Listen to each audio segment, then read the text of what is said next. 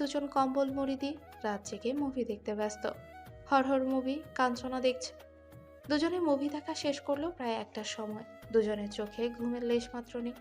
অনবরত বক বক করে এখন কথা বলার মতো টপিকস তাদের কাছে নেই। অরিত্রিকা উবুর হয়ে শয়নরত অবস্থায় উদাসীন চিত্তে কিছু একটা ভেবে চলেছে। কি এমন ভাবছে তা বেশ সৌকৌশলে বোঝার চেষ্টা করছে ইশরা। তার দৃষ্টি তীক্ষ্ণ। ইশরা বেবি ভার্সিটির কাহিনী শুনে কি মনে হচ্ছে? তোর মতো গাধা একটাও দেখিনি অরিত্রিকা। তুই সারহান ভাইকে হঠাৎ রাগাতে গেলি কেন? অরিত্রিকা শোয়া থেকে হুড়মুড় করে বসে পড়ে বিছানায়, মুখ বাঁকিয়ে বলে, ভেবেছিলাম একটু সাহিস্তা করব, সেসব ভাবনা বাদ দে। আমার মাথায় একটা প্ল্যান এসেছে। ইশরা উঠে বসে, কৌতূহলী ভাব নিয়ে জিজ্ঞেস করে, কি প্ল্যান? ওনাকে এত রাতে কল দিয়ে ডিস্টার্ব করবো আর তুই আমায় হেল্প করবি আমার আইডিয়া দিয়ে। আমি এসবে নেই বাবা। ইশরা আতকে উঠে বলে। অরিত্রিকা ইনোসেন্ট মুখে বলে, সারহান ভাই আজকে আমায় অপমান করেছে ইস্যু, সেই অপমান চুপচাপ শুনেছি। এখন ইচ্ছে করছে শোধ নিতে। প্লিজ বোন, আমার মনের ইচ্ছে পূরণ করে দে। ইশরা ধুম করে বিছানায় শুয়ে পড়ে, কম্বল মুড়ি দিয়ে চোখ বন্ধ করে বলে, আমি এসবের মধ্যে নাই বোন, তুই যা ইচ্ছা কর। অরিত্রিকা বেজায় বিরক্ত হয়ে বিছানায় হেলান দিয়ে বসে। কটমট করে তাকালো ইশরার দিকে, মুখ ভেঙচি দিয়ে এক হাতে ফোন হাতে নেয়। চঞ্চল দৃষ্টি ফেলে ফোন স্ক্রিনে, মুখে শয়তানি হাসি দিয়ে সারহানের নাম্বারে দুরু দুরু বুকে কল দেয়। আজ রাতের ঘুম উড়িয়ে ক্ষান্ত হবে সে। অপমান করেছে, এই সত্য তুলবে। কল ঢুকছে কিন্তু রিসিভ করছে না। অরিত্রিকা পুনরায় অধৈর্য হয়ে কল দিয়ে কানে চেপে ধরে। হ্যালো। রন্ধ্রাঘচ্ছন্ন পুরুষালী ভরাট কণ্ঠে অরিত্রিকার বক্ষ কেঁপে উঠল। শিওরে উঠল তার মনসত্তা। সে ঢোক গিলে শরীরে জড়ানো ওড়নার এক পাশ পুরো করে ভাঁজ করে মুখে চেপে ধরে। সাহস সঞ্চার করে ধীর কণ্ঠে বলে, এমপি সাহেব। অপর পাশ হতে ভেসে আসে, হ্যালো এভরিওয়ান। মোস্ট বিটে আমার অভিজ্ঞতা আসলেই দারুণ। এখানে বিনোদনের দুনিয়া একদম অন্যরকম। আমার সবচেয়ে পছন্দের একটা গেম হলো পিলিঙ্কো। এর মজাটা বলে আপনাদের সারপ্রাইজ নষ্ট করতে চায় না। ট্রাস্ট মি, এটি আপনাকে দিবে এক নতুন অভিজ্ঞতা। আপনি যদি গেমিং পছন্দ করেন তাহলে মোস্ট বিটে রয়েছে দারুণ সব ইন্টারঅ্যাক্টিভ গেম। এখানেই পাবেন লোভনীয় রিওয়ার্ড ও আকর্ষণীয় সুযোগ।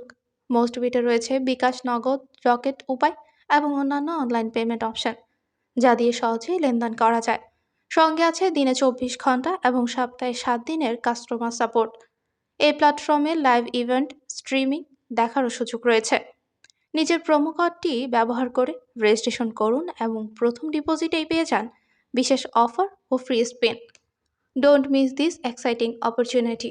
ধরে সাহস সঞ্চার করে ধীর কণ্ঠে বলে। এমপি সাহেব। অপর পাশ হতে ভেসে আসে, হুম। অরিত্রিকা মিটি মিটি হেসে বলে, আমি আপনাকে ভীষণ মিস করছি। আপনি বড্ড নিষ্ঠুর এমপি সাহেব। কতদিন পেরিয়ে গেল অথচ আমায় একবারও কল করে খোঁজ খবর নিলেন না। সারহানের ঘুমে চোখ মাত্র এটে এসেছিল। মেয়েলি কণ্ঠে শুনে তার ঘুম হাওয়ায় মিলিয়ে গেল। চোখ মুখ কুচকে গেল তার, বিরক্তির ভাঁজ পড়ল কপালে। সে বিছানা থেকে উঠে বসে, ফোন স্ক্রিনে চোখ বুলিয়ে নেয়। নাম্বার দেখে মুখাবয় কঠিন হয়ে ওঠে, তবে তা প্রকাশ না করেই শান্ত কণ্ঠে বলে, এত রাতে কল করেছো কেন? আমার এমপি সাহেবের খবর নিতে। আবের সাথে মস্করা করছো মেয়ে? প্রেম নিবেদন করছি। গভীর রাতে প্রেমিক প্রেমিকা কি ধরনের প্রেমালাপ করে নিশ্চয়ই জানো। অরিত্রিকার বিস্ময়ে চোখ বড় হয়ে গেল। সে উত্তেজনা চেপে রেখে ছোট্ট করে বলে, হুম। সারহান দুষ্ট স্বরে বলে। এই মুহূর্তে তোমায় সামনে পেলে কি করতাম জানো? অরিত্রিকা দুরু দুরু বুক নিয়ে শুধায়, কি করতেন এমপি সাহেব? তোমার মোলায়েম মসৃণ গালে গালে কি? ঠাঁটিয়ে একটা থাপ্পড় মারতাম বেয়াদব মেয়ে। অরিত্রিকা সারহানের গমগমে কণ্ঠস্বর শুনে চমকে ওঠে, দ্রুততার সহিত কল কেটে দেয়। দুয়াতে বুক ধরে হাঁপানি রোগীর ন্যায় হাঁপাতে থাকে। ভেবেছিল সারহান ভাই নিশ্চয়ই ফ্ল্যাট করবে, কিন্তু তা না করে থাপ্পড় দেওয়ার হুমকি দিল। রাত পেরিয়ে সকাল হয়েছে ধরণীতে। কিঞ্চিত শীতল হাওয়া, পরিবেশ অসম্ভব শীত অনুভব হচ্ছে। ফেব্রুয়ারি শুরু হলেও শীতের প্রকোপ অন্যবারের তুলনায় অনেক বেশি। সূর্যের দেখা মিলেছে কিছুক্ষণ আগে। অরিত্রিকা অরিন ছাদের দোলনায় বসে সন্দেহে দোল খাচ্ছে। অরিন কলেজে গেল মাত্র। সে এখন অনার্স 3য় বর্ষের শিক্ষার্থী। ভার্সিটিতে অ্যাডমিশন দিলেও ভাগ্যের উত্থানে কোথাও চান্স হয়নি। তার রাজশাহী কলেজে অনার্স প্রথম বর্ষে ভর্তি হয়েছিল। আজমল সাহেব সাথী বেগমকে নিয়ে স্থায়ী হসপিটালে গিয়েছেন। দুদিন ধরে সাথী বেগমের প্রেশার বেড়ে গেছে, সে কারণে দ্রুত ডাক্তারের পরামর্শ দরকার। ঈশার মুখ ভার করে তাকিয়ে আছে অরিত্রিকার দিকে। অরিত্রিকা ইশরাকে সকাল থেকে পাত্তা দিচ্ছে না। মূলত গতকাল রাতে তার ক্রাইম পার্টনারের জব থেকে রিজাইন করেছে, তাই সে ইশরার এমন মলিন চেহারা দেখেও না দেখার ভান করে এক মনে ফোন টিপছে। সে ভেবেছে আজ কোনো কথাই বলবে না। অরিত্রিকা, চশমার সাথে কথা বল। মন খারাপ করে থাকিস না। তুই জানিস তো সারহান ভাইকে আমি জমের মতো ভয় পাই। ইশরার করুণ স্বর শ্রবণ হলেও কোনো প্রতিক্রিয়া দেখালো না অরিত্রিকা। দৃষ্টি ফোন স্ক্রিনে নিবদ্ধ করে অনড় ভঙ্গিতে বসে রইল, যেন এসব কথা তার কিচ্ছু যায় আসে না। ইশরা হতাশ হয়ে গেল, কাঁদো কাঁদো মুখে বলে, তুই যদি কথা না বলিস আমি কিন্তু চলে যাব। অরিত্রিকা নির্লিপ্ত ভঙ্গিতে বলে, যা, সত্যি চলে যাব কিন্তু। সত্যি চলে যা। অরিত্রিকার গমগমে কণ্ঠস্বর। ইশরা উঠে দাঁড়ায়, মন বাজার করে ছাদের কার্নিশ ঘেঁষে দাঁড়ায়। এক পলক অরিত্রিকার দিকে তাকিয়ে দৃষ্টি সরিয়ে নেয়। মলিন মুখশ্রীতে তাকায় সামনের রাস্তার দিকে। যানবাহন, মানুষের ভিড়ে ব্যস্ত রাস্তাঘাট, সবাই জীবনের তাগিদে ছুটছে কর্মস্থলে। শীতল হাওয়ায় ছুটে যাচ্ছে তার শরীর। ইশরা ব্যস্ত শহরে রাস্তায় তাকিয়ে বলে, চল আজকে পদ্মা গার্ডেনে যাই। অরিত্রিকা গমগমে কণ্ঠে বলে। তোর সাথে কোথাও যাব না। ইশরা দীর্ঘশ্বাস ফেলে। অরিত্রিকার মন ভালো করবে কিভাবে ভাবতে শুরু করে। এর মাঝে ইশরার ফোন সশব্দে বেজে ওঠে। ভাবনা চিন্তা অসমাপ্ত রেখে সে চপ্পল পায়ে এগিয়ে দোলনার উপর রাখা ফোনটা হাতে নেয়। নাম্বার আর নাম দেখে দ্রুত কল রিসিভ করে বলে, আসসালামু আলাইকুম। ওপর পাশ থেকে উত্তর আসে, ওয়ালাইকুম আসসালাম। কিছু বলবি সাদাত? হ্যাঁ, 10 মিনিট সময় দিলাম। তুই রেডি হয়ে চাচার বাড়ির সামনে দাঁড়া, আমি আসতেছি তোকে নিতে। হঠাৎ এত তাড়া কেন? টমেটো, তোর ভাই ঢাকা থেকে এসেছে গতকাল রাতে। ইরফান ভাই অর্ডার দিল তার ছোট বোন টমেটোকে যেন দ্রুত তার সামনে হাজির করি। সেই কার্য উদ্ধার করতে আসছি এখন। ইশরা রেগে গেল বেশ, রাগান্বিত কণ্ঠে বলল, একদম আমাকে টমেটো বলবি না সাধুর বাচ্চা। অপর পাশ থেকে সাদাত হু হু করে হেসে ওঠে। টমেটোকে টমেটো বলবো না তাহলে কি বলবো, গোলালু? একদম উল্টাপাল্টা বকবি না। ওকে, আর কিছু বললাম না। দ্রুত রেডি হয়ে নে, আমি আসছি। ওকে আয়। By tomato. সাদাত কল কেটে দিল। ইশরা রাগে ক্ষোভে ফুঁসে ওঠে। ফোন খান থেকে নামিয়ে সজোরে চেপে ধরে। তিরিক্ষ মেজাজে অরিত্রিকাকে বলে, আমি চলে গেলাম, তুই থাক তোর রাগ নিয়ে। ইশরা কথাটা বলেই ধপাধপ পা ফেলে নিচে চলে গেল। অরিত্রিকা হতভম্ব হয়ে দেখে, হঠাৎ হলো কি এই মেয়ে? তার রাগ ভাঙানো বাদ দিয়ে উল্টো রাগ দেখিয়ে চলে গেল। অরিত্রিকা দোলনা থেকে নেমে দাঁড়ায় দ্রুত। তড়িঘড়ি করে ছুটলো ইশরার পেছনে। সাদাত বাইকের সাথে হেলান দিয়ে বসে আছে বেশ ভাব নিয়ে। এক কানে ফোন গুজে হাস্যরত অবস্থায় কথা বলছে। মাঝে মাঝে কৃষ্ণবর্ণের চুলগুলো এক হাতে ঠেলে পেছনে দিচ্ছে। মুখবায়ে ফুটে উঠেছে প্রাণবন্ত আমোদিত ভাব। তীক্ষ্ণ কালছে চোখজোড়া অস্বাভাবিক আকর্ষণীয়। রুজুকল বাকিয়ে অনবরত কথা বলেই চলেছে। সদ্য খোঁচা খোঁচা দাড়িতে সুদর্শন লাগছে। পরনে ব্ল্যাক শার্ট এবং জিন্সের প্যান্ট, পায়ে ব্যান্ডের জুতা, বুক পকেটে ঝুলছে কালো চশমা। বয়সের তুলনায় শরীরের গড়ন শক্তপোক্ত এবং সুঠাম দেহি, তবে মুখে ছোটদের মতোই ভাব রয়েছে। কে বলবে নিষ্পাপ চেহারার পেছনে আস্ত একটা বদমাশ লুকিয়ে আছে। সাদাতের কথার মাঝে ইশরা এসে হাজির হয়। কাঁধে ঝুলিয়ে রাখা সাইড ব্যাগটা খামচে ধরে সরু চাহনিতে তাকায়। সাদাত ইশরাকে অদ্ভুত চাহনিতে তাকিয়ে থাকতে দেখে সোজা হয়ে দাঁড়িয়ে যায়। ফোনের অপর পাশের মানুষটাকে ধীর কণ্ঠে বলে, আচ্ছা যান, ভালো থেকো। বাড়ি গিয়ে তোমার সাথে কথা বলবো। বাই যান। সাদাতের এহেন কথায় ইশরার মুখ কুঁচকে গেল। বিরক্তি ভাব নিয়ে তাকালো সামনে দণ্ডায়মান মানুষটার দিকে। কি দিনকাল আসলো এখন, সামনে যে কেউ একজন দাঁড়িয়ে আছে তা খেয়াল না করেও গার্লফ্রেন্ড জান বলা হচ্ছে। নির্লজ্জ ছেলে কোথাকার, বিড়বিড় করে বকতে লাগলো। সাদাত কল কেটে ফোন পকেটে রাখে। সরু দৃষ্টিতে তাকিয়ে রুজুকল বাকিয়ে জিজ্ঞেস করে, কি হয়েছে তোর? মুখ বেলুনের মতো ফুলিয়ে রেখেছিস কেন? ইশরা উল্টো সন্দেহবাদী কণ্ঠে শুধায়, এটা কয় নম্বর গার্লফ্রেন্ড তোর? সাদাতের দৃষ্টি গাঢ় হলো। ভ্রুক্ষেপহীনভাবে অবলীলায় জানালো, 10 নাম্বার। ইসরার মাথা চক্কর দিয়ে ওঠে। এই ছেলের এতগুলো গার্লফ্রেন্ড! সে যে স্তম্ভিত নয়নে তাকায় সাদাতের দিকে। সাদাত সেই চাহনি উপেক্ষা করে ড্যাম কেয়ার ভাব নিয়ে বাইকে উঠে পড়ে। গম্ভীর কণ্ঠে বলে। দ্রুত বাইকে ওঠ। ইসরা মুখ বাঁকিয়ে বাইকে উঠে পড়ে। সাদাত বাইক স্টার্ট দিয়ে বলে। আমাকে ধরে বস, নয়তো দেখা যাবে পিছন থেকে ঠাস করে মাঝ রাস্তায় পড়ে গেছি। ইসরা ঝামটে মেরে বলে। পড়বো না। সাদাত ঠোঁট বাঁকা করে ফিচেল হাসে। তারপর হঠাৎ করে বাইকের আক্কেল টেনে স্পিড বাড়িয়ে দেয়। বাতাস চুল এলোমেলো করে দিচ্ছে। চারপাশের দৃশ্য যেন ঝাপসা হয়ে যাচ্ছে গতির তীব্রতায়। ইসরার বুক দুরু দুরু করছে। ভয় যেন হৃৎপিণ্ডটাকে মুঠো করে ধরে রেখেছে। মনে হচ্ছে এক্ষুনি যদি পড়ে যায় তাহলে আর রক্ষে নেই। স্পিড আরো বাড়াচ্ছে। ইসরা দিশেহারা হয়ে দুহাতে সাদাতে শুভ্র শার্ট শক্ত করে চেপে ধরে। ভয় আর উৎকণ্ঠায় সারা শরীর কাঁপছে। সে সাদাতের কাঁধের কাছে মুখ এনে ভয়ার্ত কণ্ঠে ফিসফিস করে বলে। সাদাত, বাইকের স্পিড কমা, আমার ভীষণ ভয় করছে। এই তো সাহস! সাদাতের দৃষ্টি ব্যস্ত রাস্তার দিকে, তো চোখে তীক্ষ্ণ মনোযোগ। ইসরা একটু মাথা উঁচিয়ে তাকায়। বাইকের মিররে চোখ যায় তার। সেখানে স্পষ্ট দেখতে পায় সাদাতের ওষ্ঠকোণে চোরা গুপ্তা হাসির রেখা খেলে যাচ্ছে। এতক্ষণ ধরে তার ভয় আতঙ্ক সবকিছু ছিল সাদাতের জন্য নিছক উপভোগের বিষয়। এটা বুঝতে পেরে ইসরার মেজাজ মুহূর্তেই সপ্তমে চড়ে গেল। রাগে গরম হয়ে ওঠে। এক হাতে দুম করে কিল বসিয়ে দেয় সাদাতের পিঠে। সাদাত আকস্মিক আঘাতে সামান্য কেঁপে ওঠে। সাথে সঙ্গে এক মৃত আর্তনাদ বেরিয়ে আসে তার মুখ থেকে। উফ, ইসরা! বাইক সামলে নিয়েই সে অবাক দৃষ্টিতে তাকায় মেয়েটার দিকে। ঈশার মুখে রাগে টকটকে লাল, চোখ দুটো জ্বলজ্বল করছে। মনে হচ্ছে সুযোগ পেলে সে আরো একটা কিল বসিয়ে দিত। সারহান পার্টি অফিসে বসে আছে ক্লান্ত ভঙ্গিতে। শরীর কেমন ম্যাজম্যাজ করছে।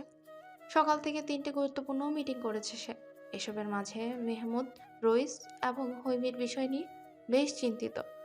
আজকে অনেক প্রেশার গেছে তার উপর দিয়ে। সারহান কিছুক্ষণ আগে আবিরকে পাঠিয়েছে মেহমুদ রইসের খোঁজ খবর নেওয়ার জন্য।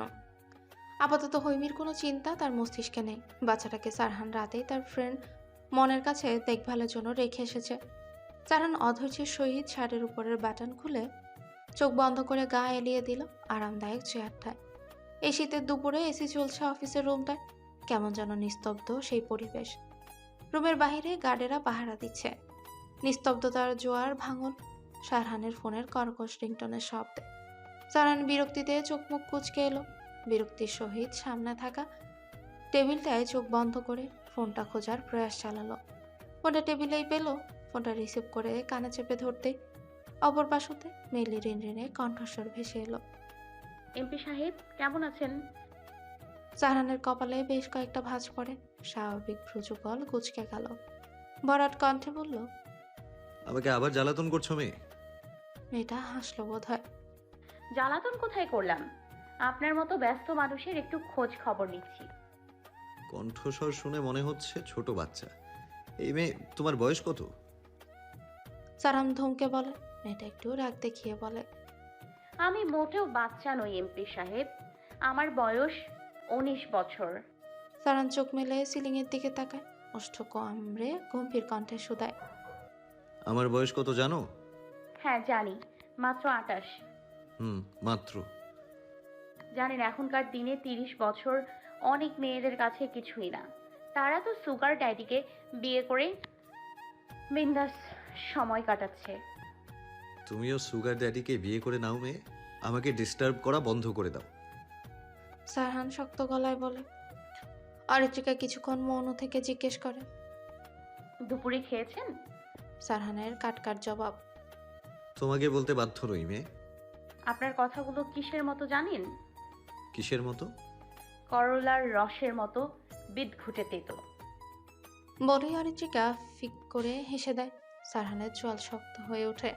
সে পুনরায় চক্ষুদয় বন্ধ করে ক্রোধ নিয়ন্ত্রণের চেষ্টা করে।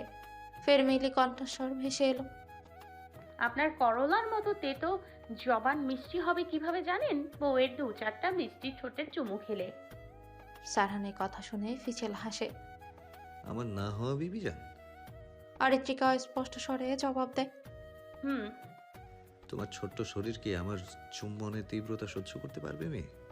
হয়তো এক মুহূর্তের ওষ্ঠের স্পর্শেই তুমি সংজ্ঞাহীন হয়ে যাবে।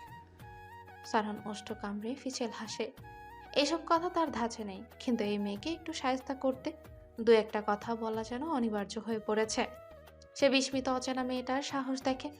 ভাবা যায় একটা সাধারণ মেয়ে হয়ে একজন এমপিকে কল করে ডিস্টার্ব করার দুঃসাহসিতা দেখেছে। তবে কণ্ঠটা তার অপরিচিত হলেও পরিচিত মনে হয় মাঝে মাঝে। অরিত্রিকা কিংকর্তব্য বিমূঢ় হয়ে বসে রয়, ফ্যাল ফ্যাল করে চেয়ে রইল ফোনের স্ক্রিনে।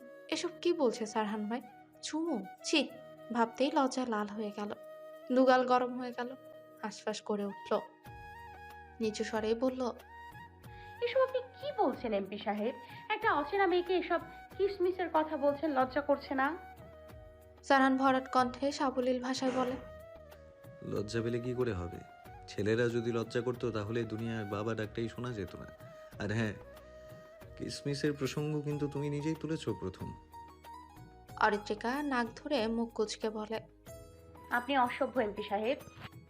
না হওয়া বিবিজানের কাছে একটু অসভ্য হওয়া যায়?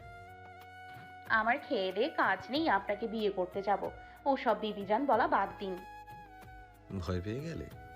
কিসের ভয়? আমার চুমুর ধকল সইতে পারবে না, তাই? চুপ করুন সারহা। এমপি সাহেব, সারহান দাঁতে দাঁত চেপে কাঠিন্যতা এটে বলে, তুমি একটা বাচ্চা মেয়ে হয়ে আমার সঙ্গে লাগতে এসো না, নয়তো পরবর্তীতে এর ফল ভুগতে হবে। এখন তোমার হরলিক্স খাওয়ার সময়, প্রেম প্রীতির নয়। আর যদি আবারও কল করে বিরক্ত করো, আই সোয়ার তোমাকে খুঁজে বের করে কানের ওপর 2-4টে থাপ্পড় দিয়ে বেয়াদব থেকে মানুষ বানিয়ে দেবো। শেষোক্ত ঠান্ডা হুমকিতে অরিত্রিকা চমকে ওঠে, দ্রুত কল কেটে দেয়। সময় নদীর স্রোতের ন্যায় বহমান। নদীর স্রোত যেমন কারো জন্য অপেক্ষা করে না, ঠিক তেমনই সময়ও কারো জন্য অপেক্ষা করে না। এর মাঝে পেরিয়েছে প্রায় 1 সপ্তাহ। সকলে নিজেদের মতো নিজেদের জীবনে চলমান কাজকর্ম নিয়ে ব্যস্ত সময় অতিবাহিত করছে। চৌধুরী দুই বাড়ির লোকজন বেশ ভালো সময় কাটাচ্ছেন। এর মাঝে আরশাদ সাহেব, তানিয়া বেগম, সাদাত, ইসমা বেগম ও ইশরা এসেছিল অরিত্রিকাদের বাড়িতে। দুদিন আগে অরিত্রিকার বন্ধু মহল এসেছিল, কিন্তু রোহান ছিল লাপাতা। সবাই মিলে অনেক আড্ডা দিয়েছে তারা। অরিত্রিকার সপ্তাহখানেক বাড়িতে রেস্ট করার কথা থাকলেও তা অপমান্য করে ভার্সিটিতে যাওয়া আসা করছে সে। সেদিনের পর অরিত্রিকার সাহস হয়ে ওঠেনি সারহানের সাথে কথা বলার। আর না দেখা হয়েছে। আগের মতো জীবন চলছে তার, যেখানে সারহান নামক কাঠখোট্টা রকচটা মানুষটা কোথাও নেই। সবাই আগের মতোই জীবনযাপন করছে, কিন্তু অরিত্রিকার জীবনে হঠাৎ পরিবর্তন এসেছে। গোধূলি লগ্ন পেরিয়ে সন্ধে নেমে আসছে ধরণীতে। সূর্য অস্তমিত প্রায়। পাখিরা নিজেদের নিড়ে ফিরছে। ভার্সিটির ক্লাস শেষ করে কাঁধে ব্যাগ চাপিয়ে মাত্রই বাড়িতে ঢুকলো অরিত্রিকা। ক্লান্ত শরীরে দুর্বল চিত্তে হেলে দুলে গুনগুন করতে করতে সদর দরজায় বেরোয়। শুকনো বদন, ঢুলু ঢুলু চক্ষুদয় আশেপাশে তাকালো। তাকাতেই চমকে গেল, আরে এটা তো তার বাড়ি নয়। ভুল করে কি অন্য বাড়িতে চলে এসেছে? সে ভালো করে পর্যবেক্ষণ করে বাড়ির ভেতরটা। ক্লান্তি ভুলে চঞ্চল পায়ে পুনরায় সদর দরজার নেমপ্লেট দেখতে যায়। দু চক্ষু বড় বড় করে নেমপ্লেটের নাম দেখতেই থাকে। সেখানে লেখা মোহাম্মদ আজমল চৌধুরী। না, সে তো ঠিক বাড়িতেই এসেছে। তাহলে বাড়ির ভেতর এতটা অচেনা কেন? অরিত্রিকা ব্যতিব্যস্ত ভঙ্গিতে ভেতরে গেল। কিচেন, নিচের রুমগুলো পরখ করলো, সব ফাঁকা। বাড়ি খালি, জিনিসপত্র সব উধাও। মনে হচ্ছে একটা ফাঁকা বাড়িতে সে একা একা অবস্থান করছে। গা ছমছম করে উঠল, তাহলে কি বাড়িতে চুরি হয়েছে? ভাবতেই গলা শুকিয়ে গেল। উপরতলা থেকে ধপ ধপ শব্দ আসছে, মনে হচ্ছে কেউ আছে। সে সাহস নিয়ে মেঝেতে পড়ে থাকা স্টিলের লাঠি নেয়, কিছু একটা তুলে নিয়ে দ্রুততার সহিত সিঁড়ি বেয়ে উপরে উঠে গেল। নিশ্চয়ই বজ্জাত চোর উপরের তলা জিনিস প্যাক করছে। তবে এবার আর পালাতে পারবে না, কারণ সে লাঠি দিয়ে বেধম কেলানি দিবে। অরিত্রিকা সঙ্গীত বদনে পা টিপে টিপে তার রুমের দরজায় তাকায়। দরজা আধ খোলা থাকায় ভেতরে কয়েকজন আছে তা বোঝা মুশকিল। সে লম্বা শ্বাস নেয়, ভয়ে কাঁপতে থাকা বুকে পাথর চাপা দেয়। সাহস সঞ্চার করে স্টিলের লাঠিটা শক্ত করে দুহাত উঁচি ব্যাঙের ন্যায় লাফ দিয়ে রুমের ভেতর প্রবেশ করে। চিৎকার করে বলে, আর রে রে রে রে, এবার চোর কোথায় পালাবি? হ্যাঁ, কথাটা শেষ করার সাথে সাথেই পিছে ধুরুম করে কিল বসিয়ে দিল। অরিত্রিকা ব্যথায় মৃদু চিৎকার দিয়ে ওঠে। হাতে থাকা স্টিলের লাঠিটা সশব্দে মেঝেতে পড়ে। ব্যথায় কুচকে ওঠা মুখশ্রীতে রাগান্বিত দৃষ্টিতে তাকালো মানুষটার দিকে। অরিন কটমট করে তাকিয়ে বলে। আমাদের তোর চোর মনে হচ্ছে? অরিত্রিকা বিস্ময়ে যেন বাকরুদ্ধ হয়ে গেল। গোল গোল বিস্ফোরিত চক্ষুদয়ে তাকালো অরিনের রাগে লাল হয়ে যাওয়া মুখের দিকে। পেছনের দিকটায় সাথী বেগম দাঁড়িয়ে আছেন কপাল কুঁচকে, লাগেজে জামা কাপড় গোছাচ্ছেন। অরিত্রিকা ফোঁস করেই তপ্ত শ্বাস ছাড়ে। সে বোকা বনে গেল। ভাবলো কি আর এসে দেখলো কি? হাত দ্বারা পিঠ নাড়তে নাড়তে রুমে চোখ বুলাতে লাগে। পুরো রুম ফাঁকা। সে তো ভেবেছিল বাড়িতে চোর ঢুকেছিল, কিন্তু এসে দেখলো বাড়ির মানুষই চোরের মতো কার্যক্রম করছে। অরিত্রিকা কৌতূহল নিয়ে শুধায়। বাড়ির রুমগুলো ফাঁকা কেন? রুমের আসবাবপত্র কোথায়? অরিন মুখ বাঁকিয়ে বলে। হাইসে বাপ্পারাজের ফিমেল ভার্সন। আগে বলো আমার রুমের জিনিসপত্র কোথায়? সব আসবাবপত্র ট্রান্সফার করা হয়েছে। না, আমি বিশ্বাস করি না। অরিত্রিকা নাটকীয় ভঙ্গিতে উচ্চস্বরে বলে। অরিন ঝামটা মেরে বলে। নাটক কম করো পিও। অরিত্রিকার ভাবভঙ্গি পরিবর্তন হলো। সে এবার কিছুটা সিরিয়াস হলো। গম্ভীর কণ্ঠে জিজ্ঞেস করলো। আমরা কি অন্য কোনো জায়গায় সেটেলড হচ্ছি? হ্যাঁ, কোথায়? চৌধুরী নিবাসে। অরিত্রিকার কর্ণহুঁড়ে কথাটা প্রবেশ করতে হতবিহ্বল হয়ে গেল। মুখ